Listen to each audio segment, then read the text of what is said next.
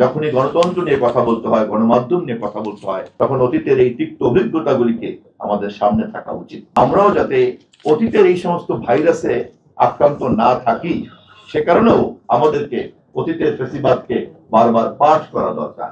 আমাদের আলোচনার একটা পরিবেশ যেমন তৈরি করেছে, তেমনি প্রকৃত অর্থে এই সমস্যাকে চিহ্নিত করে সমস্যার সমাধানের পথ খুঁজে বের করার জন্য কিন্তু একটা সুযোগ আমাদেরকে তৈরি করে দিয়েছে।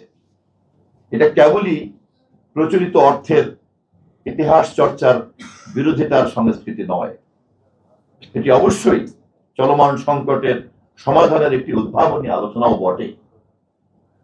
আমি আমার কথা আজকে আর খুব একটা বাড়াবো না।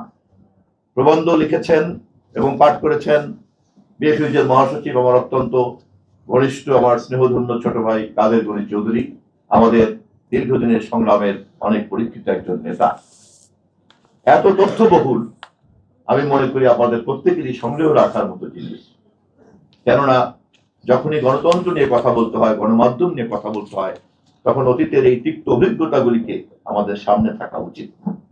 এমনকি আমরাও যখন নতুন কোনো পরিকল্পনা চিন্তা করব, তখন আমরাও যাতে অতীতের এই সমস্ত ভাইরাসে আক্রান্ত না থাকি, সে কারণেও আমাদেরকে অতীতের ফেসিবাদকে বারবার পাঠ করা দরকার এবং সম্ভবত পালিয়ে যাওয়া ফেসিবাদের শিখণ্ডীর জীবনী যদি খুব ভালো করে আমরা পাঠ করতে পারি, আমাদের প্রত্যেকেরই নিজের মনের মধ্যে যদি অজান্তে লুকিয়ে থাকা কোনো স্বৈরতান্ত্রিক ফেসিবাদী ভাইরাস থেকে থাকে, তাহলে সেটা অ্যান্টি ভাইরাস হিসেবে কাজ করতে পারে।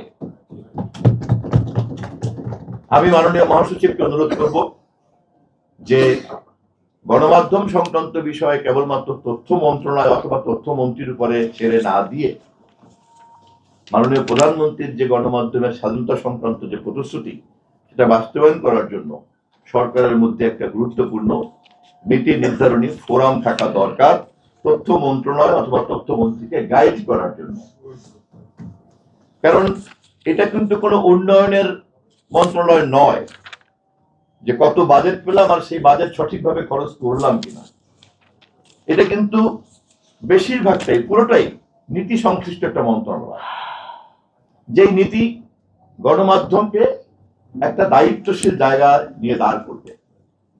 গণমাধ্যমকে যদি সেই নীতি দায়িত্বশীল জায়গায় নিতে পারে, তাহলে রাষ্ট্র এবং ক্ষমতা সবসময় প্রশ্নের মুখোমুখি থাকবে। রাষ্ট্র এবং ক্ষমতা যদি সবসময় প্রশ্নের মুখে থাকে, তাহলে সে ভুল করতে পারবে না।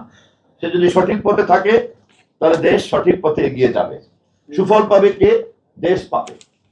তাহলে গণমাধ্যমের ভূমিকা কিন্তু কোনো ক্ষুদ্র গোষ্ঠী, কোনো ব্যক্তি অথবা আমাদের ডেমোগ্রাফির কোনো পকেটের জন্য না।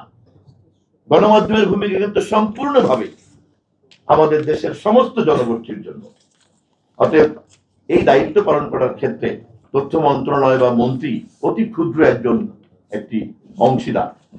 এবং অবশ্যই আমি মাননীয় প্রধানমন্ত্রী এবং সরকারের পক্ষ থেকে যাতে একটা সঠিক পরামর্শের জায়গা থাকে এবং নিয়মিত যাতে পাওয়া যায়, সে ব্যাপারে মাননীয় প্রধান অতিথিকে, আজকের প্রধান অতিথিকে মাননীয় মহাসচিবকে, আমার শ্রদ্ধাভাজন নেতাকে অনুরোধ করবো অনতি বিলম্বে তিনিও যেন এই ব্যাপারে উদ্যোগ গ্রহণ করেন।